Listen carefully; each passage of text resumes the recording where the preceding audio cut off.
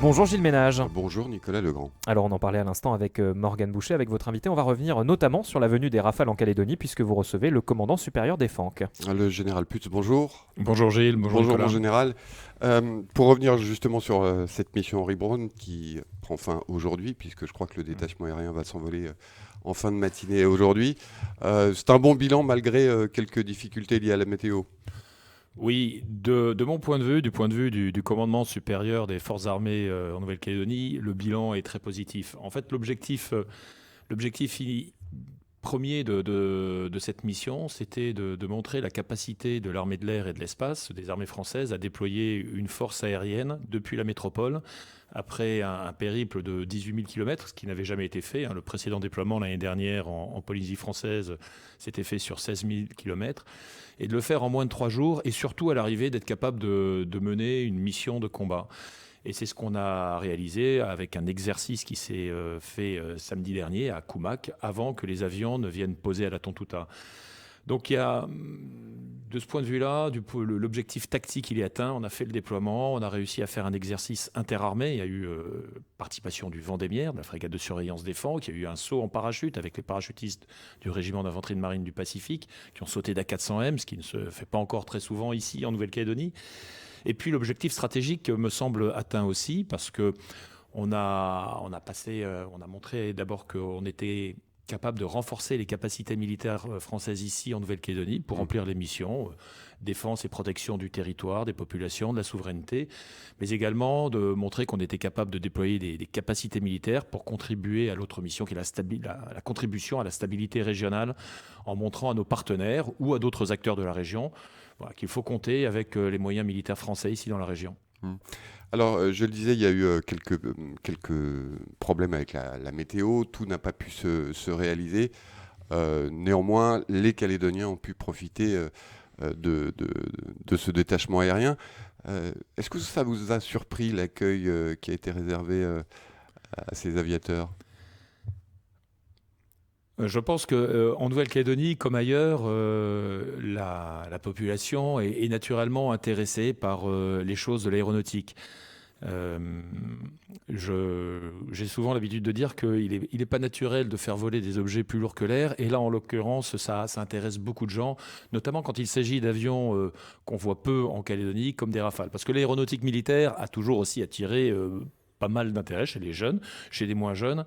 Et donc, cet intérêt couplé au fait que les Calédoniens sont intéressés par les questions de sécurité, de défense, intéressés par les questions régionales, la sécurité régionale, tout ça fait que dans le fond, cet intérêt, cet engouement n'est pas fait pour nous surprendre totalement. En revanche, là où j'ai été agréablement surpris, c'est par l'ampleur de cette mobilisation. On l'a vu, bien évidemment, dès le jour de l'arrivée, où il y avait autour de l'aéroport de la Tontouta de nombreux gens, amateurs éclairés, les spotters ou du public qui venaient tout simplement voir atterrir le détachement. On l'a vu également dimanche lors du vol au-dessus de la Grande Terre, avec un passage à Bourail, à la foire de Bourail qui a été remarqué et ovationné. On l'a vu également à Nouméa, où la population s'était massée sur les points hauts, sur les points dégagés. Alors je peux comprendre une certaine frustration parce que la météorologie, comme vous le disiez, a contraint les équipages à adapter le déroulement de la mission. Parce que les pilotes sont entraînés, les chefs de mission sont entraînés à respecter l'esprit de la mission tout en adaptant la lettre de la mission, c'est-à-dire le déroulement concret aux conditions d'environnement. Et la météo contraint ce genre de missions, qui sont des missions toujours sensibles, parce que c'est pas n'importe quel avion, c'est un avion qui... ce sont des avions, les Rafales, comme les autres, la 330 MRTT ou la 400M, qui sont faits pour évoluer quand même dans des conditions particulières. Mais on a quand même noté cette mobilisation qui fait partie des points très positifs de la mission, bien évidemment. Alors, cette mission s'achève, mais le détachement va participer à un autre exercice, un exercice international, cette fois en Australie, exercice de combat aérien de haute intensité. Ça fait partie des nécessités régionales, j'allais dire, Ça fait partie des nécessités stratégiques internationales et dans la région, pas moins qu'ailleurs. Donc effectivement, les Australiens organisent tous les 2 ans cet exercice. Il n'avait pas eu lieu en 2020 pour des raisons de Covid évidentes, mais l'armée de l'air et de l'espace participent à chaque édition. Donc avec ce déploiement dans le Pacifique et en Nouvelle-Calédonie, l'armée de l'air poursuit sa mission en envoyant ce détachement de Rafale à Darwin, dans le nord de l'Australie, où elle participera à l'exercice de haute intensité, comme vous l'avez dit, en se confrontant à des appareils les plus modernes, des appareils de 5e génération, comme les F-35 que les Australiens vont mettre en œuvre ou avec lesquels les Américains viendront également. Et ça permettra de travailler l'interopérabilité avec de nombreuses forces étrangères, parce qu'il n'y aura pas que les Australiens et les Américains, il y aura également d'autres Européens, avec les Allemands qui participeront, et puis avec d'autres nations du Pacifique, comme le Japon. C'est un exercice auquel participeront également les FANC. On y envoie un appareil qui vient au demeurant de Tahiti et qui est placé sous le commandement des FANC pour la durée de l'exercice, ce qui montre aussi le réseau de défense avec les 2 bases principales, les 2 commandements principaux qu'il y a dans le Pacifique.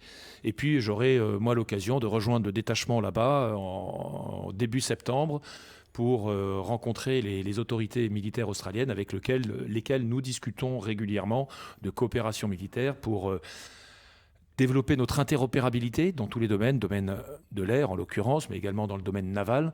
Il y aura plus tard en septembre un grand exercice naval. Domaine terrestre, on l'a vu en avril dernier avec l'exercice Tagatatoa.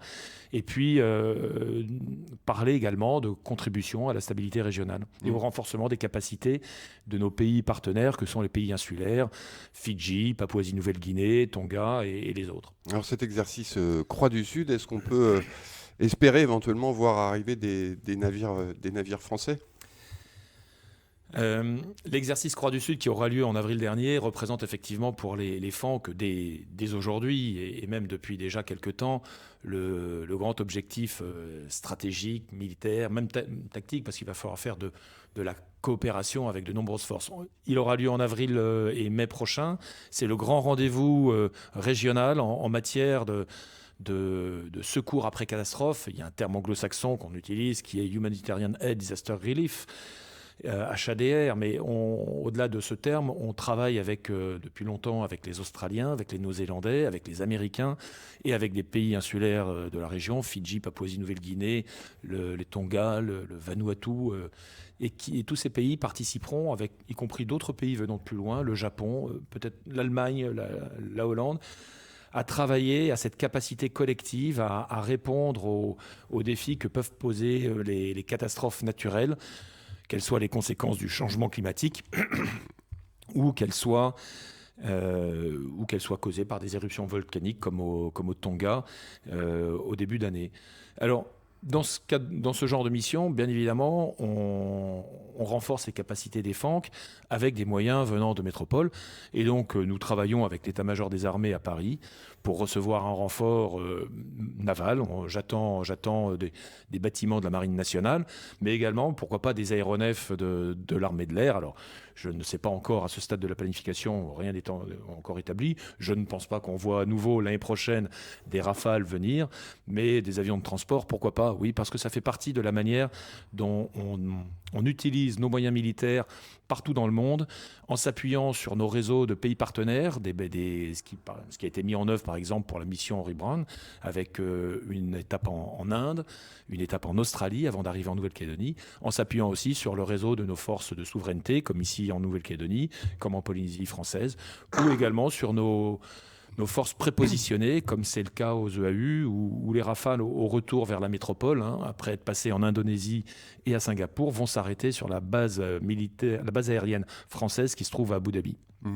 Alors, mon général, tous ces exercices, cette coopération régionale s'inscrivent dans un contexte de tension, on le sait, notamment du côté de la mer de Chine, puisque après la visite assez controversée de la présidente de la Chambre des représentants américaine à Taïwan, on a vu qu'il y avait une réaction chinoise très forte. Est-ce qu'il faut s'inquiéter ? Comment vous voyez les choses ?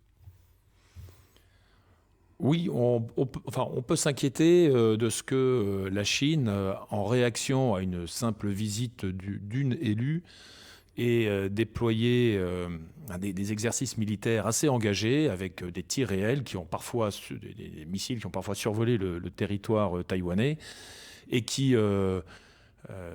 dans tous les cas, créer les conditions, créer des risques pour la liberté de circulation dans la région, dans les eaux avoisinant Taïwan, dans le détroit de Taïwan, qui sont des eaux internationales. Elle crée un risque d'escalade, elle crée des tensions. Et les dirigeants du G7, dont la France, sont, en tout cas les représentants des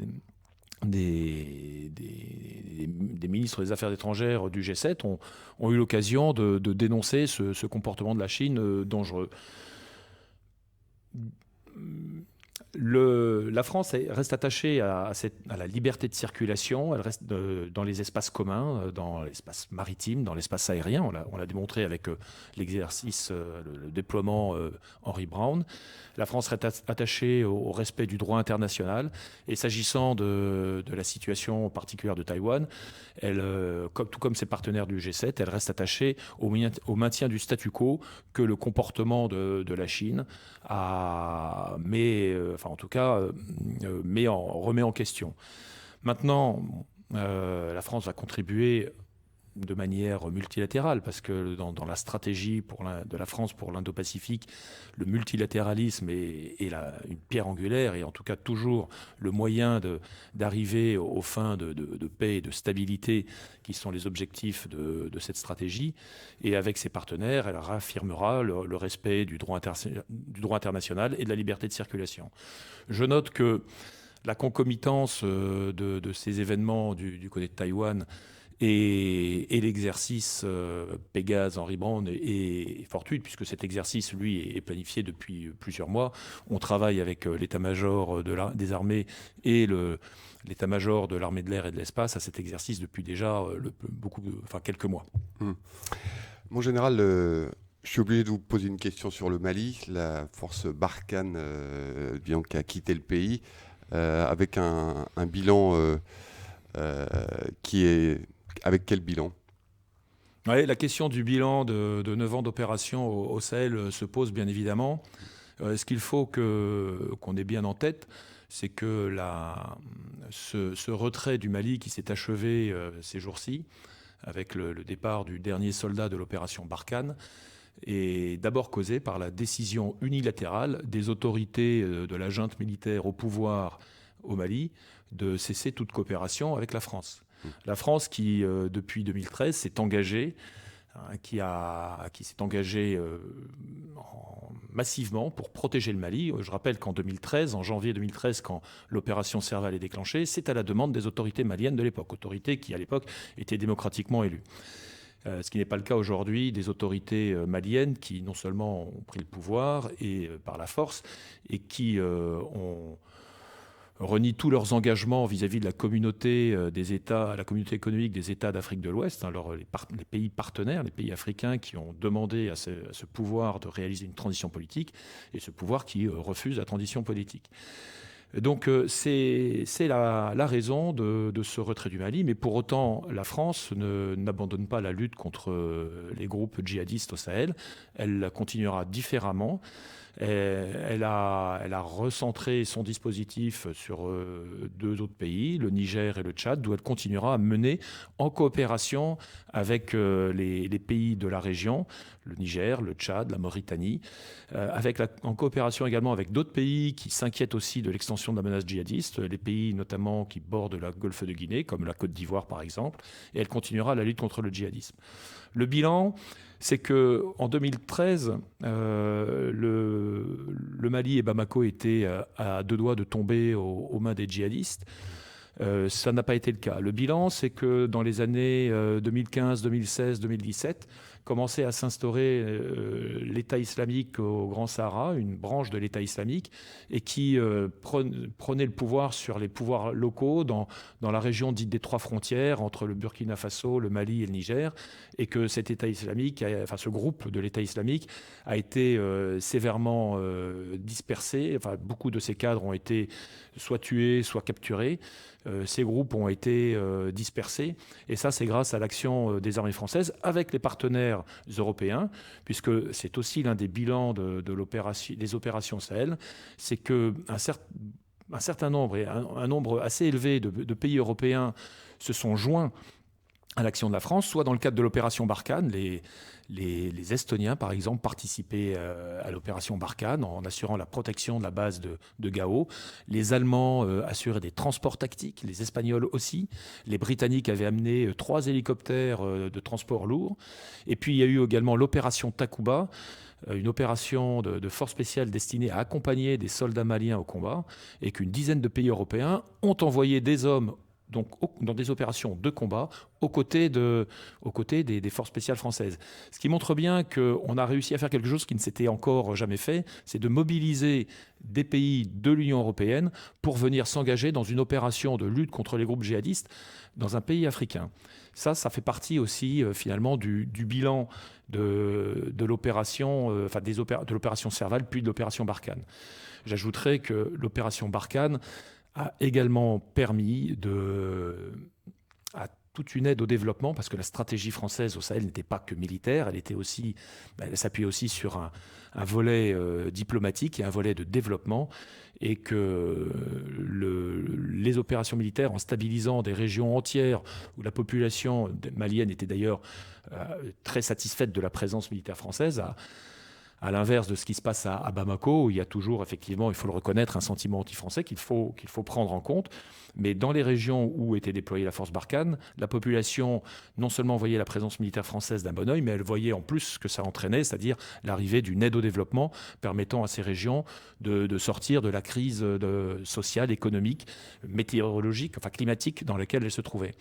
Donc un bilan où les objectifs...